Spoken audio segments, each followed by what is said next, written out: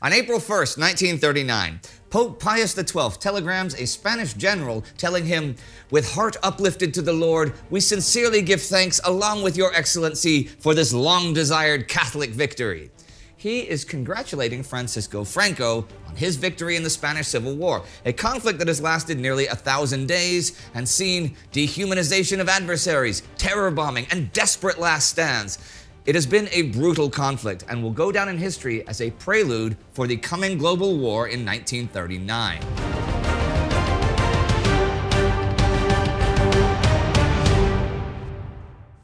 Welcome to Between Two Wars, a chronological summary of the interwar years, covering all facets of life, the uncertainty, hedonism, and euphoria, and ultimately humanity's descent into the darkness of the Second World War. I'm Indy Neidell.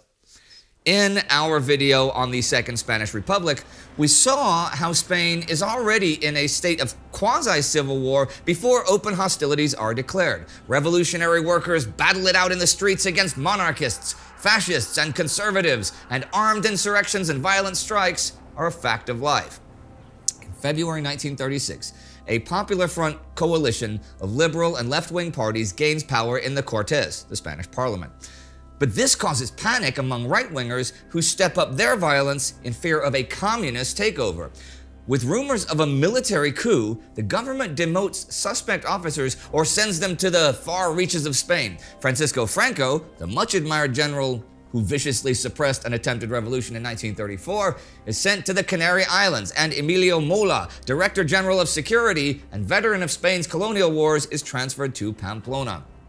The government are not wrong in its suspicions. Even before those generals are sent away, some are planning on military rebellion. On March 8, 1936, prominent military men, including Franco and Mola, meet in Madrid to agree on a general rising to re-establish internal order and neutralize the presumed communist threat.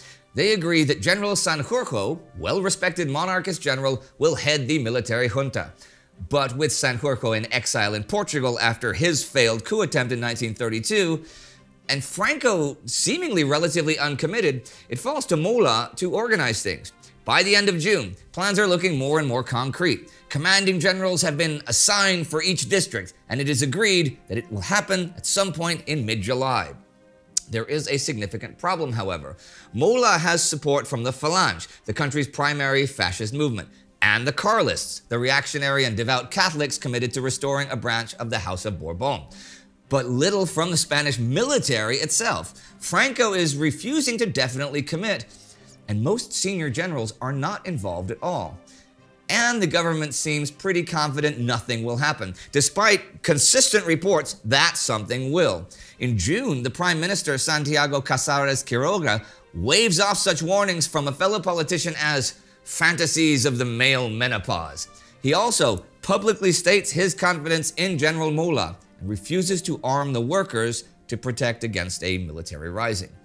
But his confidence in Mola is a mistake, as Mola is determined to carry out a rising, and it will take the murder of just one person to fix the date.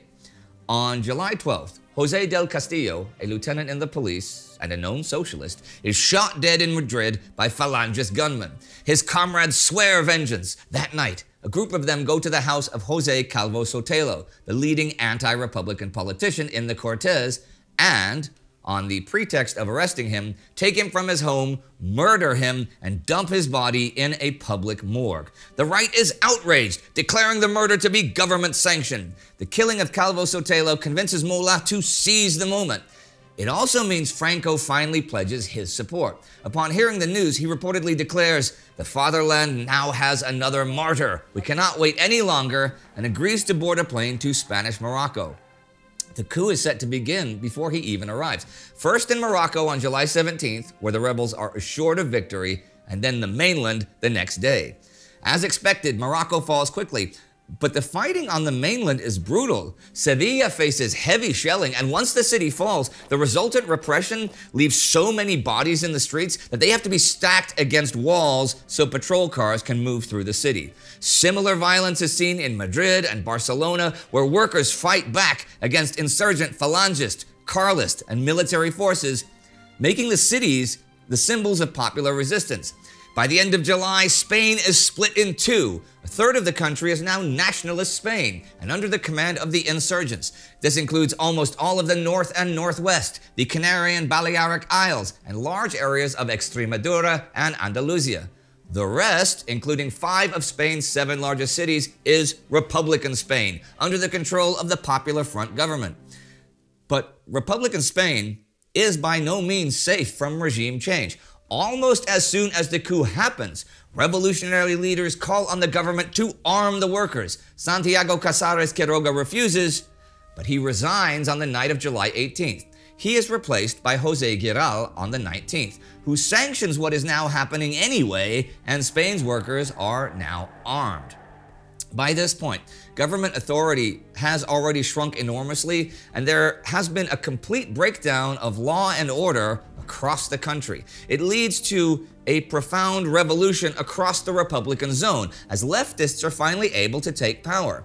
Coming under the control of anarchists, Barcelona sees the most radical changes.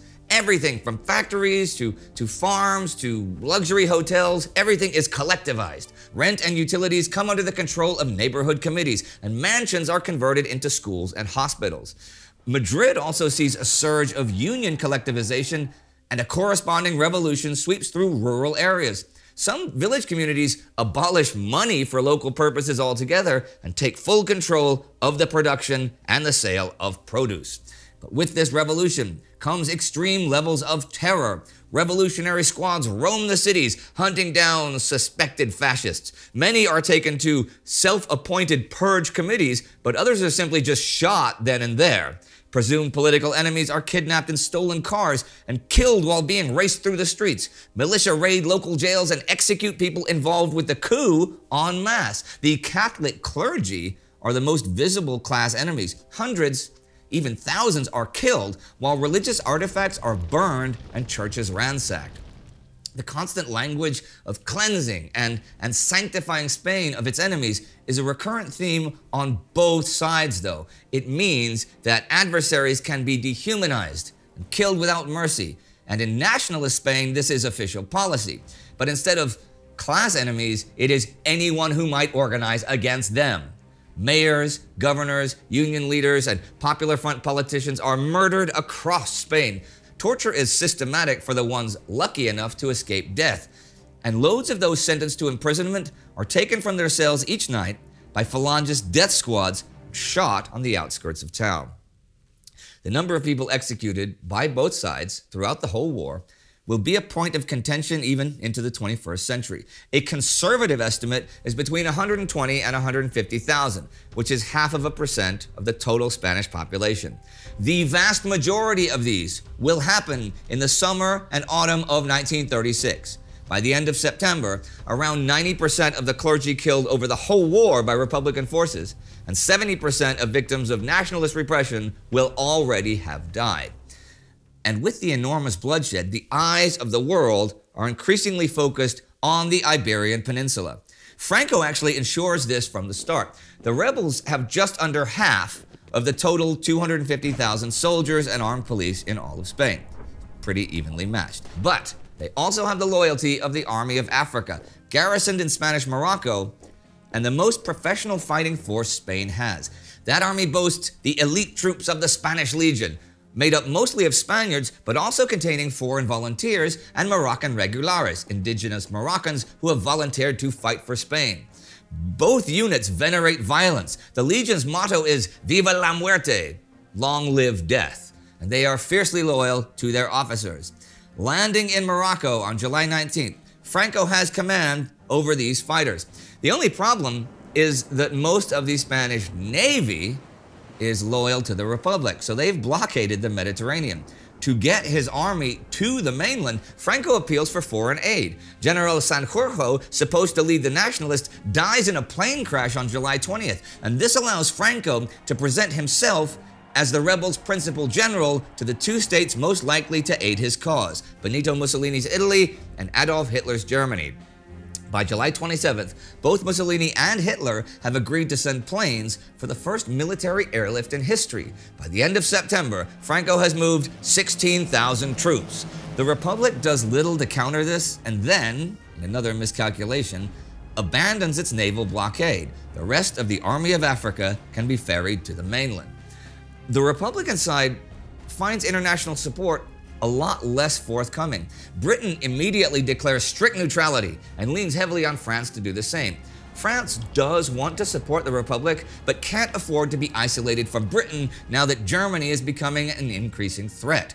This, along with French conservatives launching a fierce campaign against any aid to the Republic, means that direct French intervention just isn't politically possible. But France also cannot afford to have an ally of Germany to its south. The solution? Propose a non-intervention agreement between the major powers so that the war can be fought with Spanish resources alone. By the end of August, all major powers, including Germany, Italy, and the USSR, have agreed to non-intervention.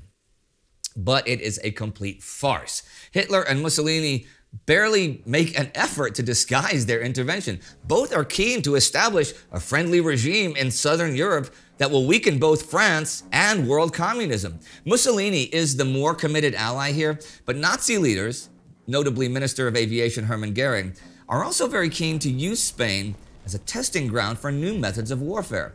From November, Germany's airborne Condor Legion will play a role in every major battle of the war, rehearsing the strategies of terror bombing and air support. It is worth mentioning here, though, that contrary to popular perception, the Spanish Civil War will never be the place where the great powers actually fully develop their methods of warfare. The conflict will bear disconcerting similarities with the global one that comes in September 1939, sure, but more on the levels of atrocity and violence rather than development of military doctrine. Anyhow, once the direct involvement of Italy and Germany becomes evident, the USSR also goes back on its promise. Joseph Stalin, too, recognizes the opportunity of establishing a friendly ally in Europe and authorizes a massive shipment of weapons, tanks, and planes with pilots to fly them. Perhaps the most important, or at least iconic, contribution from the Soviets is the establishment of international brigades, anti-fascist volunteers from outside of Spain. Recruitment begins in September, and around 35,000 people will volunteer for the cause. Most of them communists from Europe, but there is great diversity in who joins up. Unemployed workers and middle-class intellectuals alike travel to Spain. The poorly trained brigades will face high casualties, often being used as shock troops, but will become an iconic symbol of the conflict. So, foreign influence in the conflict is assured, and back in Spain, Franco is advancing on Madrid. Rather than a quick strike on the capital, he has been approaching slowly, brutally pacifying everywhere he passes. The final push on Madrid begins in mid-October. By this point, Franco has become the chief of nationalist Spain. He has outmaneuvered his potential rivals, well, the handful that are still alive and free, and on September 29th, the military junta declares him head of government. It only takes him a few days to refer to himself as head of state and begin crafting his image as the man destined to save Spain. There has also been a leadership change on the Republican side, though. Giral was forced to step down after so many defeats and is replaced by the socialist Francisco Largo Caballero on September 4th. And so, as leader of the nationalist forces, Franco drives on to the capital. Meanwhile, the Republican troops become more organized. The government moves to nearby Valencia. But Largo Caballero is committed to defending the capital and has already organized a united People's Army armed with Soviet weapons. The international brigades are also beginning to arrive, and posters spring up across the cities screaming the anti-fascist slogan of "No pasarán," they will not pass. The assault begins, though, on November 6, 1936. But dogged resistance and Soviet aerial superiority means that by the end of the month, Franco has achieved no breakthrough and taken heavy casualties. He summons reinforcements in December and January, but still achieves little. He tries again in the early spring in 1937, but again fails. The defense of Madrid eliminates all chance for a swift end to the conflict. It will now settle into a bloody war of attrition. Franco decides to focus on conquering the northern Republican zone. Led by General Mola, this offensive begins in the Basque Country at the end of March 1937. It is here where the most infamous event of the war happens. On the afternoon of April 26, German and Italian aircraft carrying 60,000 pounds of high explosive and incendiary bombs fly to the small town of Guernica to destroy the bridge and the railway station there. The first two waves create so much smoke and dust that the following planes drop their loads blindly. Houses and public buildings are leveled, and fighter pilots strafe men, women, and children trying to escape. Hundreds of innocent civilians are left dead, and much of the town is left in ruins. The raid captures international attention, especially after Pablo Picasso captures the bombing scene in one of his paintings. But foreign sympathy does not translate into foreign aid for the failing republic, as even the USSR is losing interest. The northern campaign continues after Guernica, and the republic can do little to stop it. Two attempts are made in May and June to divert nationalist attention. The first takes place just northwest of Madrid, and the second in Aragon. But both fail miserably, and the nationalists conquer all of Basque territory by June 19th. The last person to potentially challenge Franco's power, and the mastermind behind the initial coup, Emilio Mola, is also by now dead, perishing in a plane crash. While Franco's position has solidified, there is chaos in the Republican zone. In Barcelona, anarchist leaders have been gradually compromising ideological dogma and integrating into the Republican government. But a minority of them are against this and stage a rebellion on May 3rd. The May days see brutal street fighting among former allies and leave around 400 dead. The fighting eventually comes to an end on the 6th, and the anarchists continue their collaboration with the Republic. But it shows how quickly a popular front can come apart. It also contributes toward Largo Caballero losing his job as prime minister, being replaced by Juan Negrin. He will be the last Republican leader of Spain, as the nationalist advance becomes unstoppable. More attempts are made to stem the tide. The Battle of Brunete in July, and then an offensive in Aragon in August and September, both see early success, but nationalists still fight them back, inflicting heavy casualties upon the increasingly demoralized Republican army. By the end of October, Franco has conquered the north, and with Valencia now less secure, the Republican government moves to Barcelona. December then sees another Republican counterstrike, this time inside and around the city of Teruel. Again, they see early success, but Franco is determined to crush all resistance, especially now that his fascist backers are growing tired of the endless fight and pushing him to achieve a quick victory.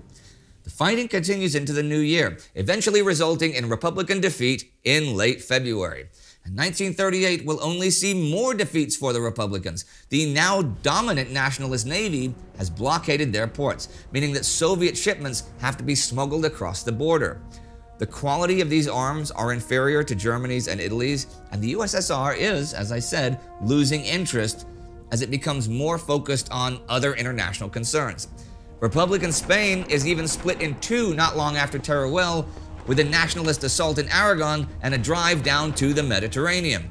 In mid-July, the Republic will launch its last offensive of the war at Ebro in an attempt to reconnect its two halves. The battle is grueling and it's bloody, with deadly shootouts in the hilly terrain. Meanwhile, the last of the international brigades have left Spain. Their numbers and their effectiveness have been dwindling anyhow, and Negrin hopes that by ordering their repatriation, it will pressure Italy and Germany to also step back. The final volunteers have one last parade through the streets of Barcelona in October to huge public applause, but it is becoming increasingly apparent to everyone who is going to win the war.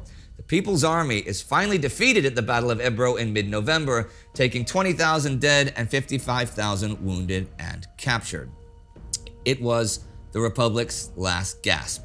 They have very little left with which to fight. Refugees are flooding cities that face constant aerial bombardment and artillery shelling. Food shortages and other economic woes are endemic, and political conflict is becoming increasingly bitter. But under influence from the communists, Negrin is insistent that resistance must continue at all costs.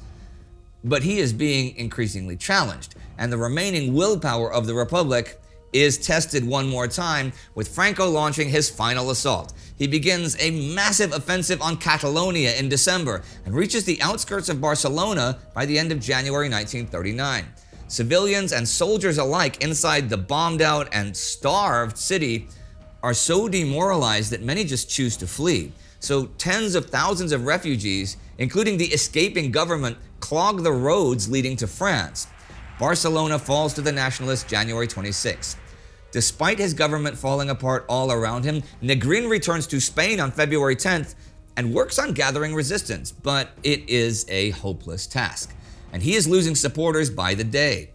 France and Britain officially recognize Franco as the legitimate head of government on February 27th.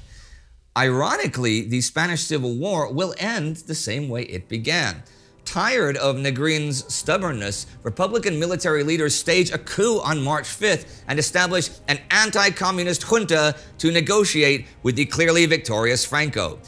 Negrin finally realizes it is over and flees back to France. Fighting continues in the Republican zone, with some committed anti-fascists refusing to give in, but it is futile. Nationalist forces enter Madrid March 27th. Franco declares the war to be over 4 days later.